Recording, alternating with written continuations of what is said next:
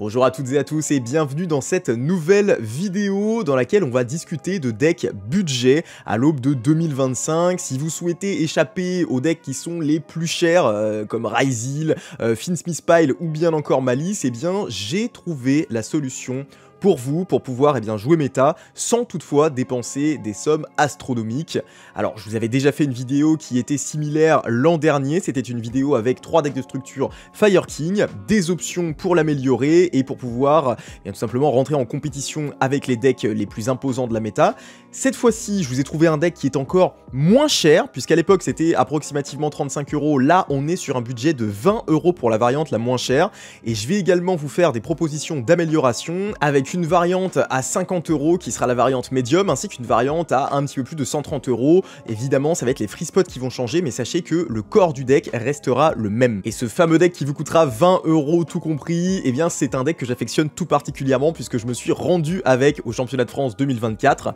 Il s'agit de Melodius. Pour ceux qui ne connaissent pas Melodius, il s'agit d'un deck qui va se reposer sur les fusions afin d'invoquer ces deux boss monsters, Schuberta ainsi que Étoile, qui vont permettre respectivement de bannir des cartes depuis le cimetière de l'adversaire, ainsi que de renvoyer des cartes de son terrain dans sa main. Et ce qui est absolument fantastique, c'est que à côté de ça, on va avoir un petit monstre du deck qui va rendre tous les monstres Melodius intargetables et indestructibles au combat, ce qui va tout de même en fait mettre la pression sur l'adversaire. Bien qu'on n'ait pas de grosses omni-negate ou de board extrêmement imposants, ça va permettre par la micro-gestion des différentes interactions avec l'adversaire de remporter un avantage et de finir par l'OTK. Ce deck je le trouve vraiment très intéressant à prendre en main, et si jamais vous êtes un débutant qui débutait dans le jeu, eh bien il va vous permettre de jouer avec différentes méthodes d'invocation, puisque vous allez bien évidemment faire des fusions, mais vous allez également jouer avec des monstres liens ainsi qu'avec parfois des monstres Xyz, et donc vous allez pouvoir vous habituer à toutes ces mécaniques là, et puis il y aura même des monstres pendules dans le main deck qui vont vous permettre de vous habituer à cette mécanique, ce qui est quand même plutôt cool. L'un des avantages indéniables que possède le deck Melodius, c'est la capacité à passer au travers des interruptions, notamment des end traps,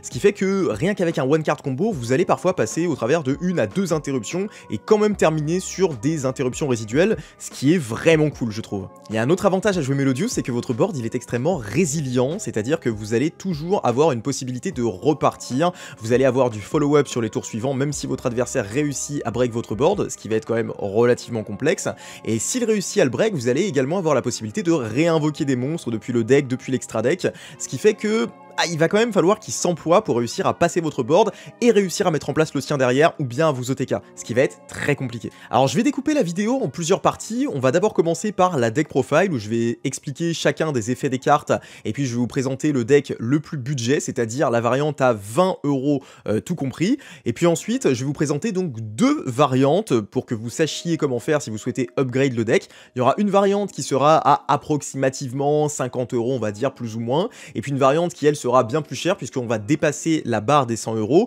mais comme ça vous allez avoir toutes les options possibles si vous souhaitez customiser votre deck. Sachez cependant que le corps du main deck restera le même, c'est-à-dire qu'au niveau de l'engine vous avez tout ce dont vous avez besoin dans le deck à 20 €, vous allez pouvoir effectuer les mêmes combos, c'est simplement des modifications au niveau des free spots que je vais vous proposer par la suite, donc pas de panique si vous avez un budget limité. Et puis une fois que ce sera fait, je vous présenterai un one card combo pour que vous puissiez appréhender un petit peu le deck, que vous sachiez comment il tourne et que vous compreniez un petit peu mieux les interactions. Derrière, ça sera à vous de réfléchir pour trouver les autres combos. Et si jamais ça vous intéresse, je vous ferai une vidéo combo totale où je vous présenterai 5, 6, 7 combos avec le deck Melodius. Si ça vous intéresse, n'hésitez pas à me le dire dans tous les cas dans l'espace commentaire. Je vois que vous êtes nombreux à chaque fois à commenter et à me dire ce que vous en pensez, ce que vous aimeriez voir, et ça me fait extrêmement plaisir, donc n'hésitez pas à me le dire si vous souhaitez une vidéo combo sur ce deck ou bien d'ailleurs sur d'autres decks. Mais sans plus attendre, on a du pain sur la planche, donc on va être parti de suite pour la deck profile du deck à 20 €. Donc on est parti pour la version à 20 €, comme je vous ai dit encore une fois, le corps du deck, c'est-à-dire toutes les cartes en fait de l'archétype ne vont pas changer,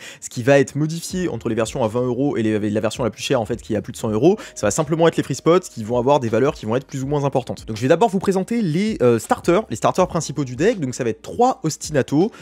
Ostinato qui est une carte qui est fantastique, c'est tout simplement une branlée de fusion, c'est-à-dire que c'est une magie de fusion qui va vous permettre d'invoquer depuis l'extra deck un monstre fusion Melodius en envoyant les matériels directement depuis votre deck au cimetière. Donc c'est fantastique parce que ça vous permet de remplir votre cimetière avec des ressources dont vous allez avoir besoin et d'invoquer directement le deck sans commit votre normal summon. Très très fort. Ce n'est pas once per turn, donc si jamais vous faites H cette magie de fusion, vous avez la possibilité derrière de réutiliser la même magie de fusion si vous l'avez en 2 fois. Cependant, vous avez besoin de ne contrôler aucun monstre et ça c'est une mécanique qu'il faut absolument maîtriser dans le deck. Bien évidemment, c'est votre starter privilégié puisque c'est celle qui vous permet de faire un plus monumental lorsque vous allez l'activer et c'est un starter qui vous permet de passer au travers de multiples interruptions. Le deuxième one card combo qu'on va jouer, ça va être First Movement Solo. C'est une carte qui elle aussi vous demande de ne contrôler aucun monstre. Celle-ci va permettre d'invoquer spécialement un monstre depuis le deck et ça va être notre troisième starter que l'on va pouvoir invoquer de cette manière-là. Ce qu'il faut bien savoir sur cette carte, c'est que cette carte en fait elle vous lock en monstre Melodius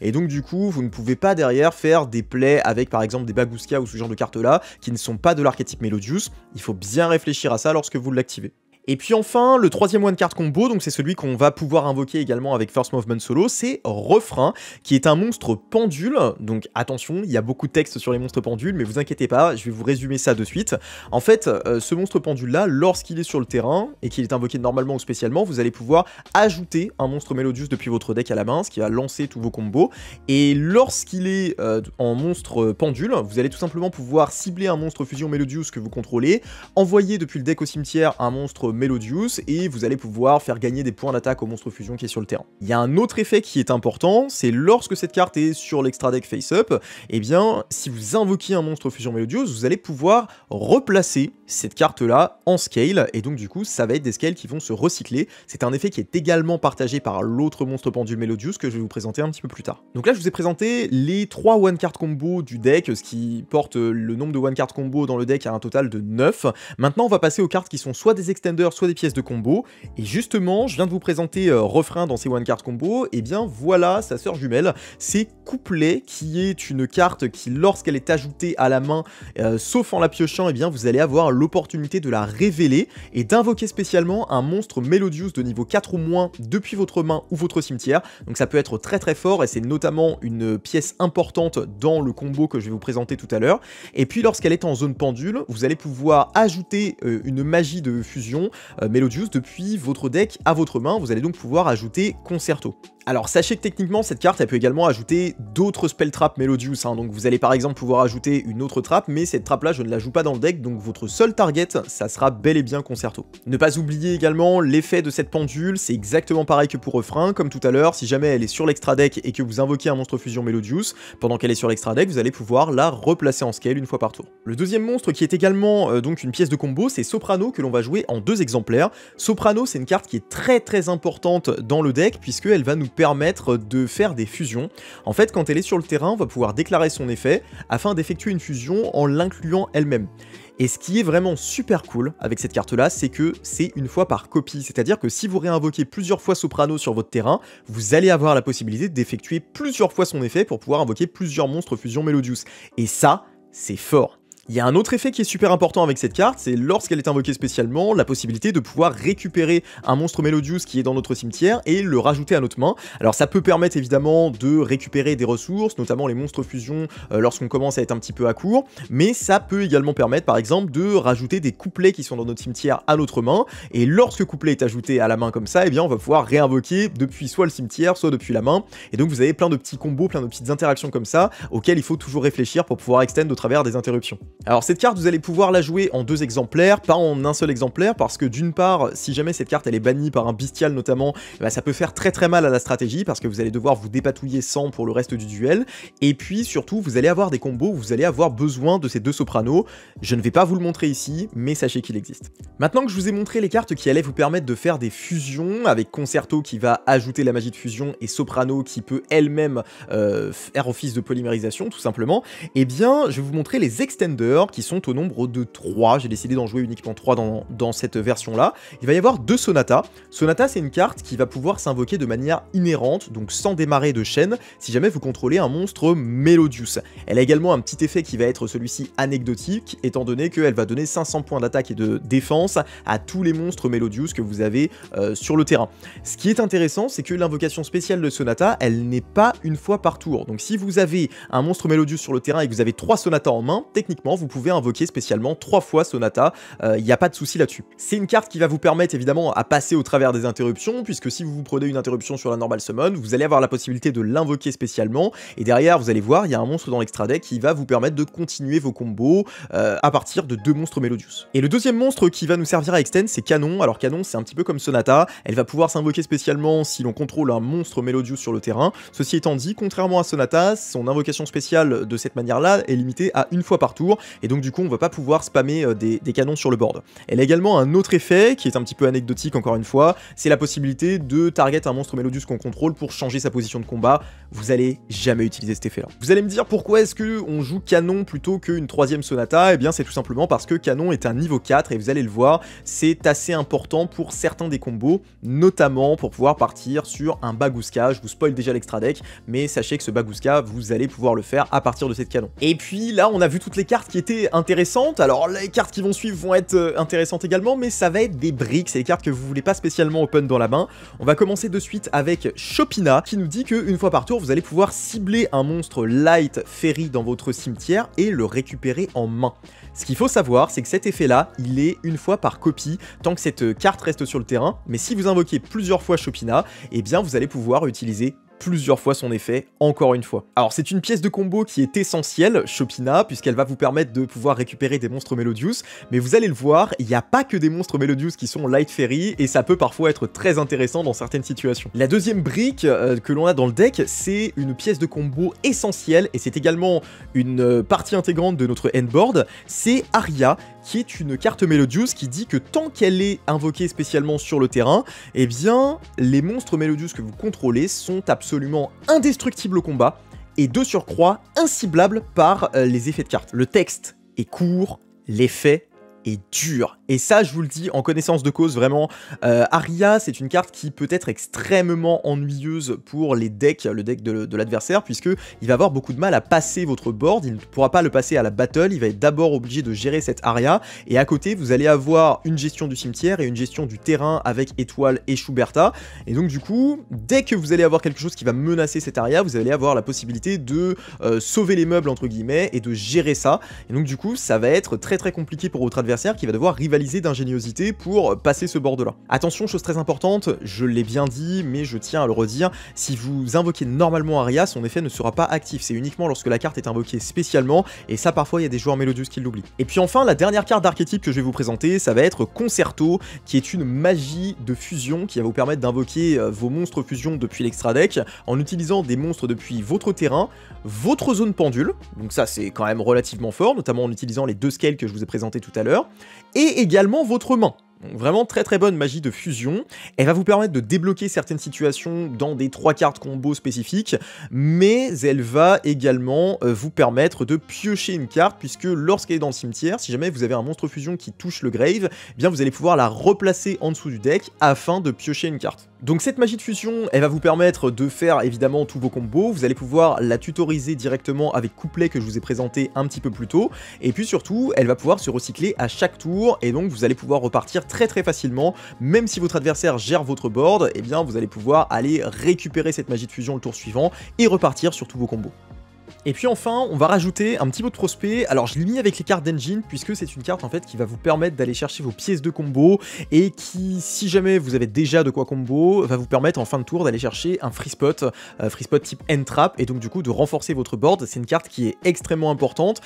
qu'on jouait à 3 auparavant, mais maintenant qu'elle a été limitée, on a malheureusement plus qu'un seul exemplaire dans le deck. Donc on en a fini ici avec toutes les cartes de l'archétype. Sachez que ces cartes là ne changeront pas, que ce soit dans la version à 20 € ou bien bien dans la version à plus de 100 €, vous avez la possibilité de faire exactement les mêmes combos, et ça c'est super important, je tiens vraiment à insister dessus. Les free spots que je vous ai choisis pour la version budget sont les suivants. Alors tout d'abord Herald, qui sera vraiment dans toutes les versions. C'est l'une des raisons pour lesquelles ce deck est vraiment fort et que je le considère. C'est tout simplement la possibilité de pouvoir intégrer cette carte. Pour ceux qui connaissent pas Herald, c'est une end trap qui va vous permettre, lorsque votre adversaire active un effet de monstre, de l'envoyer depuis la main au cimetière ainsi qu'un autre monstre elfe depuis votre main, afin d'annuler l'activation de l'effet et surtout de détruire le monstre. Et donc du coup il va pas y avoir de body résiduel, et ça peut être très important contre les decks du format. Et puis il y a un autre truc qui est plutôt cool, je vous l'ai dit tout à l'heure en vous parlant de Chopina, vous avez la possibilité de récupérer des elfes lumière depuis votre cimetière, donc vous pouvez utiliser le Herald par exemple pour protéger votre propre loop,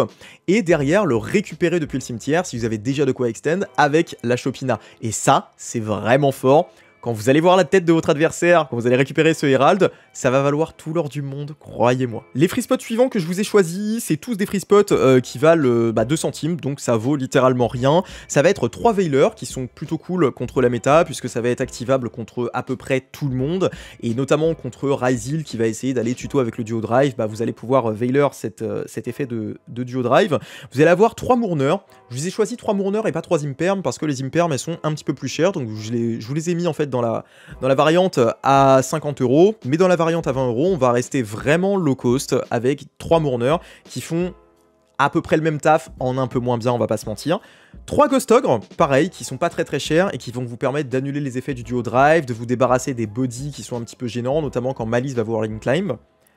3 Ghost Bell, qui sont pas mal contre Malice, qui sont pas mal contre les Finsmith également. Et puis enfin 3 Drolls, qui sont vraiment bons contre les variantes Ryzeal, notamment les variantes Ryzeal Finsmith, puisqu'on va pouvoir cut très tôt les possibilités de tuto, et ça va gêner le deck. C'est un peu moins bon contre Malice, mais ça reste une entrap que je trouve relativement correcte. Donc là on est à 15 entrap avec ce setup là, et on va rajouter un petit call by, parce que c'est toujours important de protéger sa loupe. C'est une carte qui est forte en first, en second, qui vaut pas cher pour ce que c'est je pense, et donc du coup on a décidé que ce serait la dernière carte du deck. Alors bien évidemment, vous avez la possibilité d'améliorer ces free spots, puisque là j'ai décidé de rester dans la contrainte des 20 € pour le main deck plus l'extra deck, mais je vais vous présenter des solutions juste après vous avoir présenté l'extra deck, afin que vous puissiez améliorer tout ça. Mais avant de parler des options budget, on va continuer avec l'extra deck, et on va commencer directement avec Baka, qui est l'un des monstres les plus importants de la stratégie Melodious, puisque ça va être la plaque tournante de toute votre stratégie, qui va vous permettre en fait de développer vos plays par la suite. Baka elle a 3 effets, et on va revenir d'ailleurs sur le dernier, parce qu'il est très important et il faut bien le comprendre.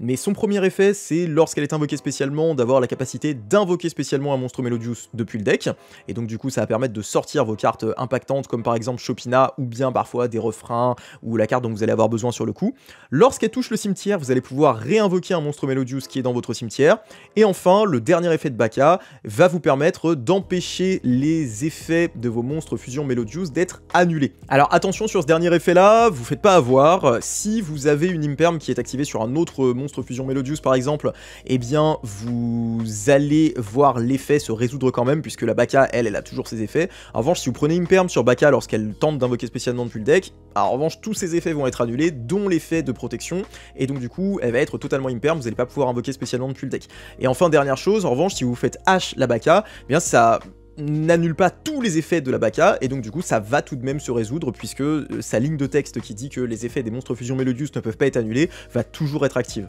Le deuxième monstre, là cette fois-ci qui va faire partie du endboard, c'est Étoile. Étoile qui est un monstre fantastique, qui va encore une fois avoir plusieurs effets. Alors son premier effet c'est une disruption, puisque en effet rapide, on va pouvoir à n'importe quel moment bannir des monstres Melodious que l'on contrôle jusqu'à la end phase, et ensuite ils vont revenir, et on va pouvoir renvoyer, si on le souhaite, jusqu'à autant de cartes que le nombre de monstres que l'on a bannis depuis le terrain de notre adversaire face recto dans sa main. C'est une interruption qui certes n'est pas une negate ou quoi que ce soit, mais qui va quand même être extrêmement forte, puisque si vous avez un nombre de monstres Melodious qui est important sur votre terrain, ce qui va être le cas à la fin de votre tour, eh bien vous allez pouvoir littéralement renvoyer l'intégralité du board de l'adversaire dans sa main, et il va pas conserver les bodies résiduels. Et donc du coup il se retrouve avec un terrain vide, et il doit repartir un petit peu de zéro, ce qui peut être très compliqué pour certains decks. Il y a également un autre effet qui est super cool avec Étoile, c'est que si votre adversaire réussit à s'en débarrasser, alors c'est pas forcément arriver au cimetière, c'est s'en débarrasser tout court. Donc si vous kaiju coup, ça fonctionne. Si vous êtes sous shifter et que le monstre il est banni, ça fonctionne également. Et bien vous allez pouvoir déclarer l'effet d'étoile dans ces conditions-là et invoquer un monstre Melodious depuis votre deck ou votre extra deck, ce qui est extrêmement fort évidemment. Alors attention, vous ne pouvez pas la réinvoquer elle-même, mais vous allez voir, il y a des choses à faire quand même avec cet effet-là. Et enfin, la dernière forme de disruption que l'on va avoir sur notre endboard, ça va être les deux Schuberta. Schuberta qui est une disruption cette fois-ci du cimetière, puisqu'en effet rapide, elle va nous permettre de cibler jusqu'à 3 cartes dans les deux cimetières afin de pouvoir les bannir en résolution et gagner 200 points d'attaque pour chaque carte bannie de cette manière. Alors ça c'est super important parce que ça veut dire que l'on peut activer cet effet-là en damage step pour éviter tout simplement de voir notre adversaire répondre à ce genre d'effet-là. Et donc ça c'est vraiment très cool de pouvoir faire ça avec Schuberta. Il y a une autre chose qui est super importante, c'est que cet effet-là, il est, tout comme par exemple Chopina, une fois tant que la carte elle est face recto. Ce qui veut dire que si la carte quitte le terrain et revient sur le terrain, par exemple par l'effet d'une ESP, eh bien vous allez pouvoir refaire l'effet de la Schuberta. De la même manière, si vous la bannissez avec étoile jusqu'à la end phase, alors qu'elle a déjà fait son effet plus tôt, lorsqu'elle va revenir en end phase, elle aura de nouveau son effet de bannir 3 cartes depuis les cimetières. Ce qui veut dire que techniquement, dans le même tour, avec une Schuberta et une étoile sur le terrain, vous avez la possibilité de bannir jusqu'à 6 cartes depuis le cimetière de votre adversaire. Ces deux cartes-là, étoile et Schuberta, elles vont quasiment toujours faire partie de votre endboard et c'est ce que vous allez viser à chaque fois lorsque vous allez regarder votre main. Vous allez vouloir avoir étoile, Schuberta, ainsi que le monstre du main deck que je vous ai présenté plus tôt, Aria. Les monstres suivants, ça va être de la toolbox qui va vous servir en fait lors de différentes situations. Vous allez les sortir un petit peu moins souvent, mais sachez qu'ils sont tout de même importants. On va commencer avec Diva Fleur, la choriste de la musique. Alors cette carte-là, elle était très utile, notamment quand Tenpai était un deck dominant, puisque elle ne peut pas être détruite par des effets de cartes ou au combat. Et en fait, quand on va l'attaquer, cette carte-là, elle va avoir l'opportunité de détruire le monstre attaquant et d'infliger des dommages de combat à notre adversaire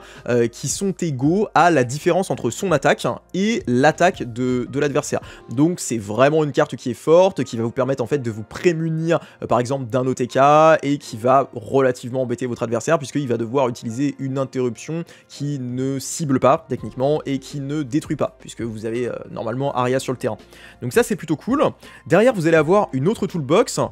cette fois-ci donc c'est Prima qui elle va vous permettre d'OTK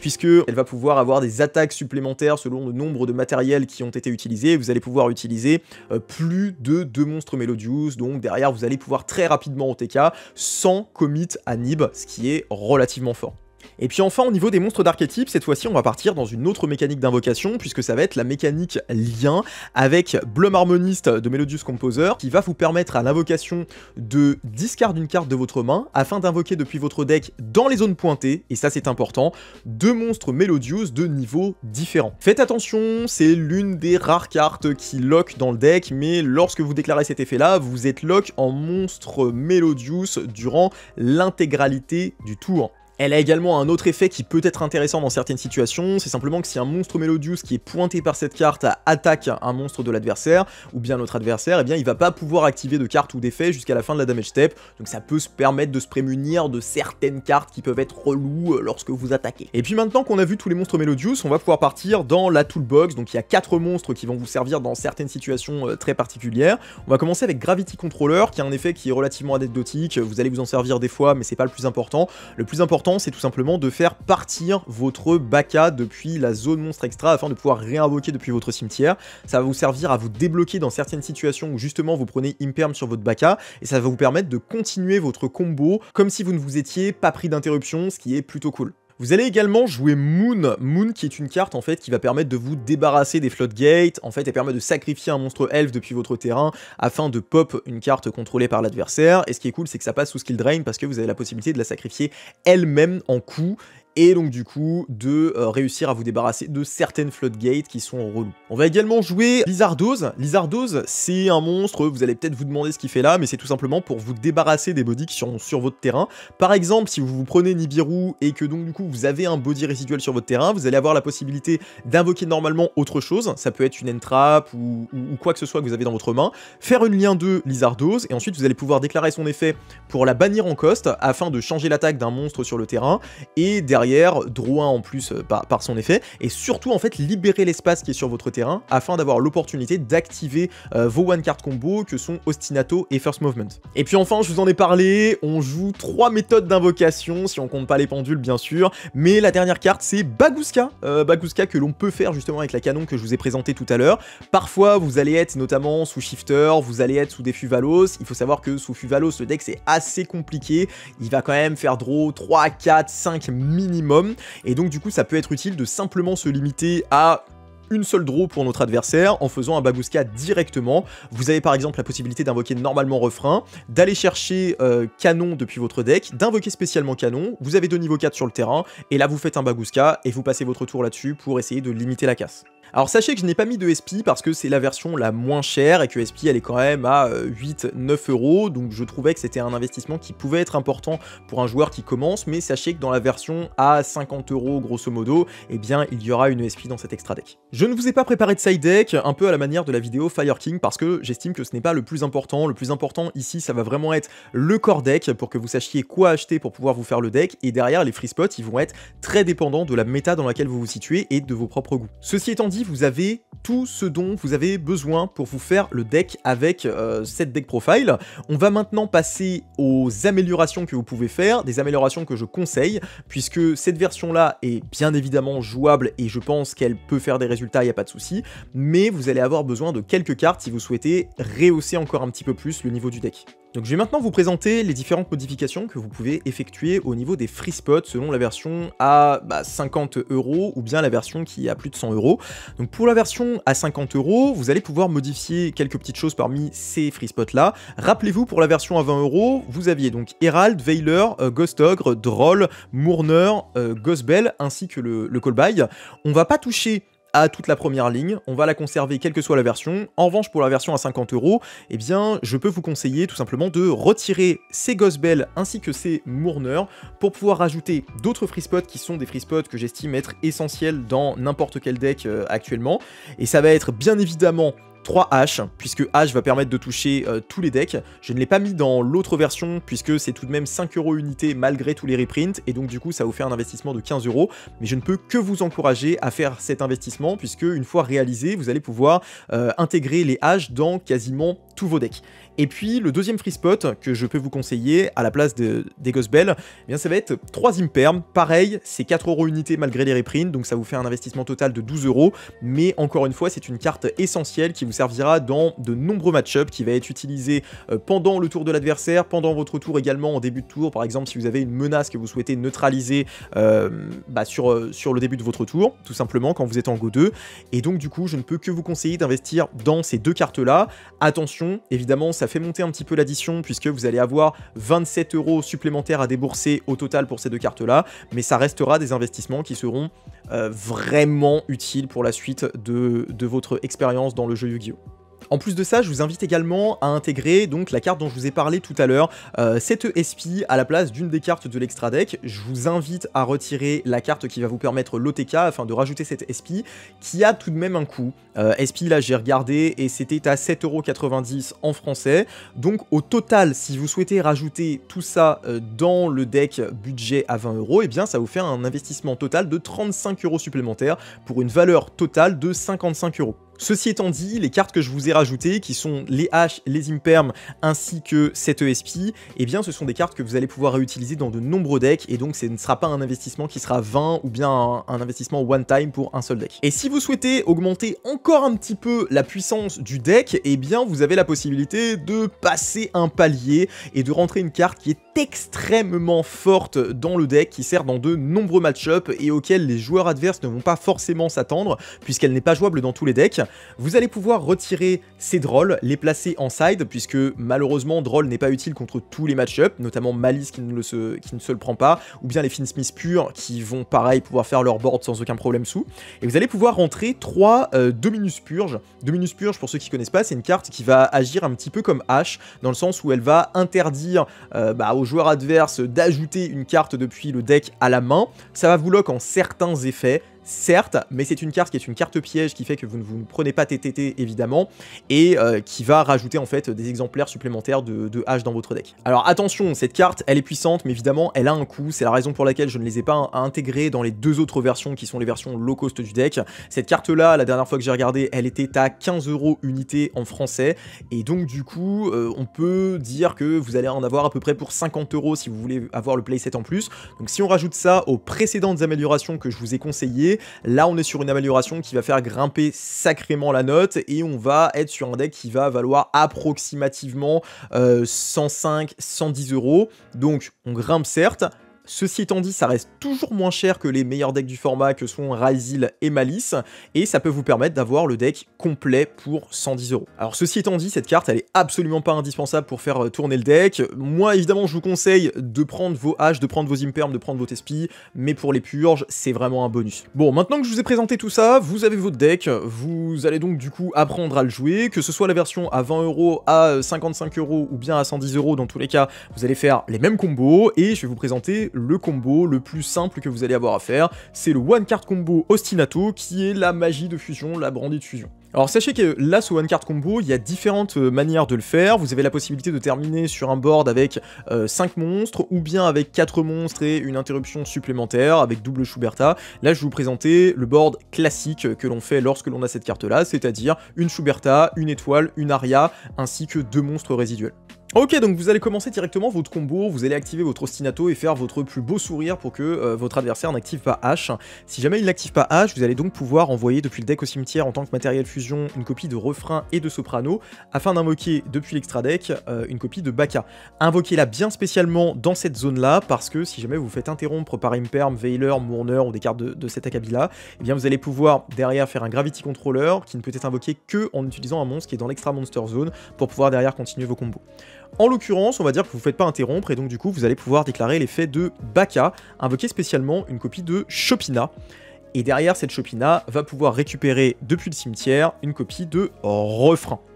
Vous allez ensuite pouvoir invoquer normalement votre refrain, puisque vous n'avez pas encore norme durant ce tour, et déclarer son effet à l'invocation pour ajouter depuis le deck à la main une copie de couplet.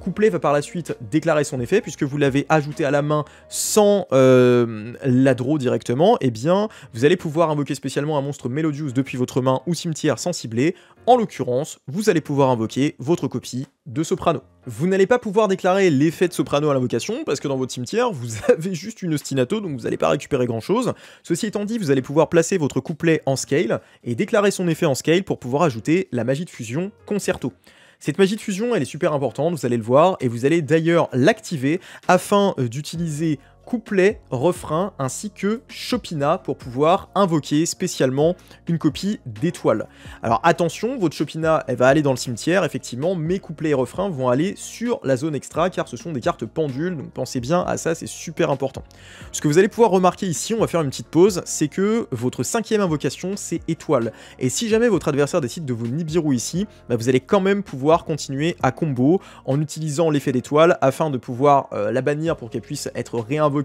à la fin du tour, et puis la Baka va pouvoir réinvoquer depuis le cimetière, et vous allez continuer comme ça afin de pouvoir continuer à combo tout simplement.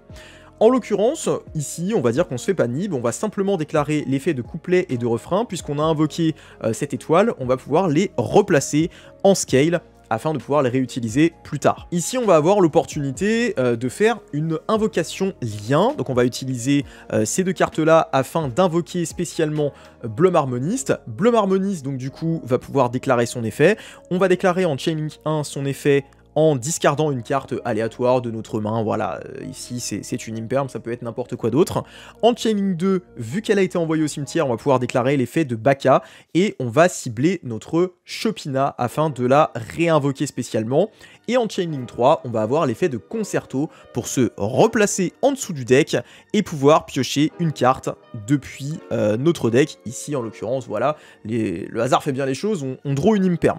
Donc du coup, on va réinvoquer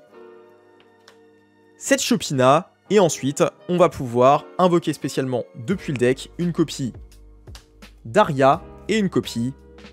de Sonata. Ici on est très bien, pourquoi? Parce qu'on a sorti notre aria du deck et donc du coup on va avoir l'opportunité de se protéger de tout ce qui est imperm ou carte de cet deck-là, et on va surtout protéger nos monstres également de la battle, ce qui fait que d'ores et déjà le board est assez complexe à passer pour notre adversaire, même s'il n'y a pas de grosses interruptions dessus.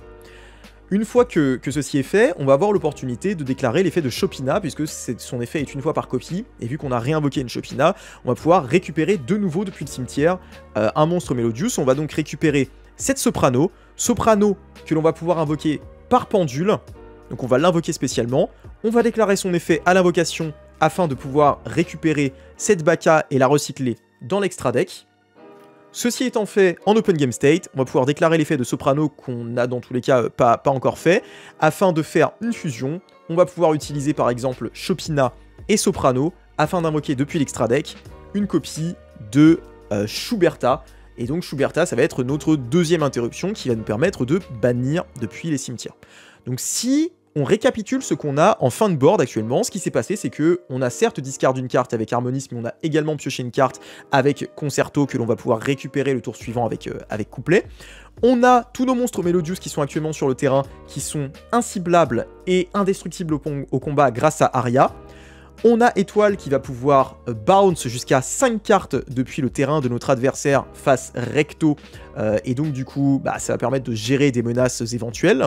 On a Schuberta qui va avoir l'opportunité de bannir jusqu'à 3 cartes depuis son cimetière et de le faire également en damage step, ce qui est toujours utile.